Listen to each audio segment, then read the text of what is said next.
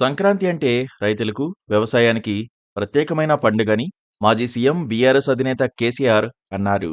10 ఏళ్ల బీఆర్ఎస్ పాలనలో తెలంగాణ వ్యవసాయానికి పండుగ శోభ సంతరించుకుందని చెప్పారు. రైతు పండుగ సంక్రాంతి పర్వదినాన రాష్ట్ర ప్రజలకు కేసీఆర్ శుభాకాంక్షలు తెలిపారు.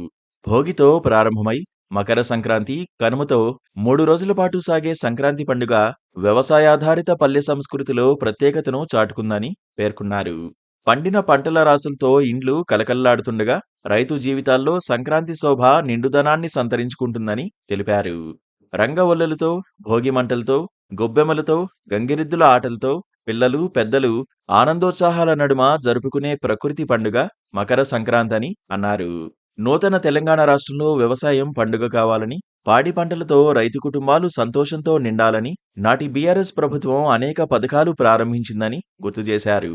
రాజకీయాలకు అతీతంగా రైతన్న సంక్షేమమే ధ్యేయంగా పనిచేయాలని రేవంత్ సర్కారుకు కేసీఆర్ సూచించారు.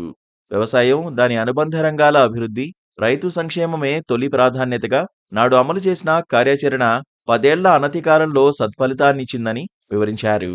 అందులో భాగంగా 24 గంటల ఉచిత నాణ్యమైన విద్యుత్, ప్రాజెక్టులు, కాలువల ద్వారా సాగునీరు, పంటలకు పెట్టుబడిగా రైతు బంధు, రైతు కుటుంబాలకు భరోసాగా రైతు బీమా వంటి పథకాలను పటిష్టంగా అమలు చేశామని తెలిపారు.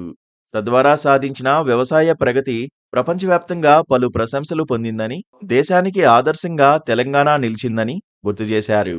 వ్యవసాయానికి దన్నుగా, గ్రామీణ ఆర్థిక వ్యవస్థకు వెన్నెముకగా నిలిచిన కుల వృత్తులకు గతంలో లేని విధంగా బీఆర్ఎస్ ప్రభుత్వం అందించిన ప్రోత్సాహం, ఆర్థిక సహకారం సబ్బండ కులాల జీవితాల్లో సంక్రాంతి శోభ నింపిందని అన్నారు. 10 ఏళ్ల బీఆర్ఎస్ ప్రభుత్వం దాదాపు 4.5 లక్షల కోట్ల రూపాయలను వ్యవసాయ రంగ అభివృద్ధికి ఖర్చు చేసిందని వివరించారు.